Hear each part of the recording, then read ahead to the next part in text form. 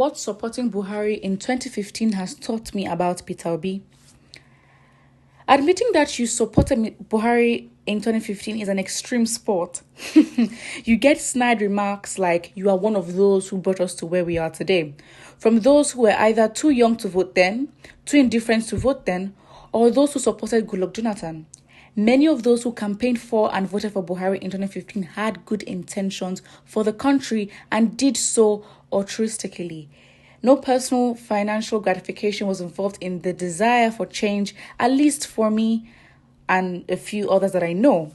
I would consider myself one of the lucky ones, though. I did not and still do not have a large social media presence, so my vocal support was only known amongst my friends and family. On election night 2015, I stayed behind after casting my vote at my polling unit until every ballot had been collated and counted. I went around with a notebook recording the results as they were announced on the television and followed every scrap of news until Jonathan conceded defeat and Buhari was declared the winner. Hopes were high. As I mentioned, I was one of the lucky ones who did not have a large social media following. Political commentators like Ogbeni Dikwa and Japhet Omojuwa, who were very critical of the Jonathan government, have become object of ridicule now, constantly being forced to apologize for their political decisions and carry their cross of shame on Twitter. Chude Jideonowo of Statecraft, whose company managed the digital campaign, has almost been kicked out of social media as many besiege his page to whip him for supporting Buhari.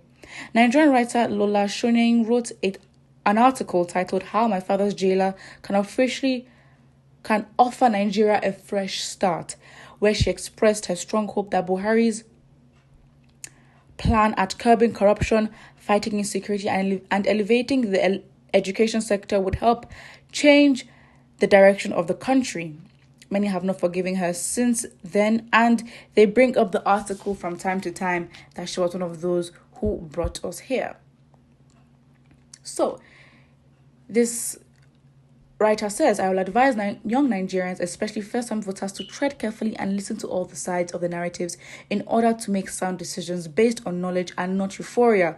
Scrutinize your candidates based on their antecedents and the achievability of their promises, else you will be thrown back to reality hard after being carried high on a cloud of false hope. I think the problem is Nigerians in their hope tend to focus on one option, be so hopeful about it, think of it as the only option without regarding any other factor and go with the flow. And that is why I always mention, as much as everyone is supporting Peter Obi, it does not mean we have grounds to officially demean or undermine or neglect the power that Tinubu and Atiku have. Again, they also have their strengths that would push them to why they can be president. Their strengths, I'm not saying it has to do with their character or their skills in being president. No, I'm saying their strengths in the fact that they've been in the political space and they know what strings to play. That is what I mean. I think you can get so excited, and it does not mean that we just assume, because, majority of the youths are like for Peter Obi, next thing Tinubu doesn't have a chance. That is a grave mistake, and we've made that mistake so many times. There have been so many movements that Nigerians have participated in that have just been unfruitful. Why? Because we have a habit of building so much hype and so much energy so many times, and when things do not go as planned, of course that big ball of energy just depletes to the ground and everyone's souls and spirits are just crushed. We have that so many times, and that's what I'm saying. We also need to be objective and understand that the power really does lie with us.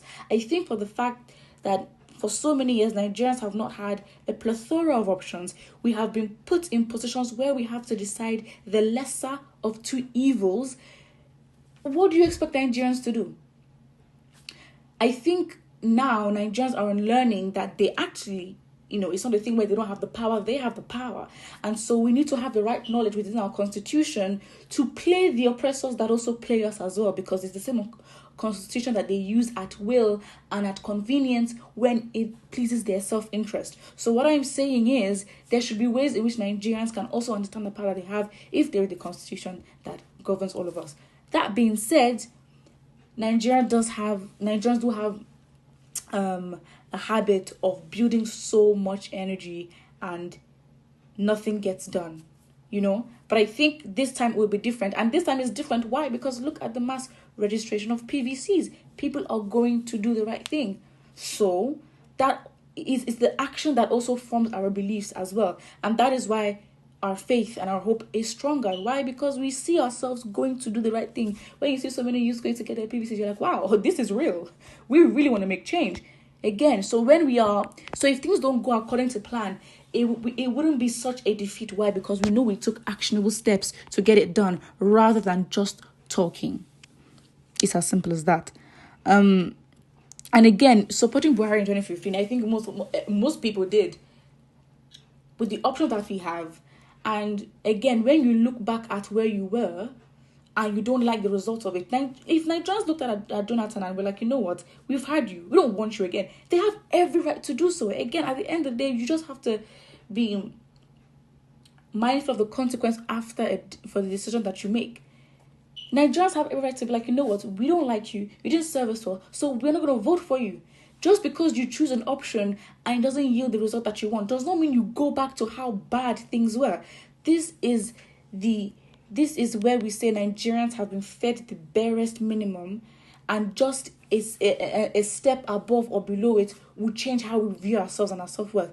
We can't still ignore the fact that we are living in such bad times. It is bad. Whether it's Jonathan, whether it's Buhari, or whether it was somebody else, it is bad. Nigerians know that this is not where we are meant to be at, and we'll always keep criticizing and always keep chasing and doing our best to get to where we want to be. So for those that voted for Buhari in 2015, I think that is literally a genuine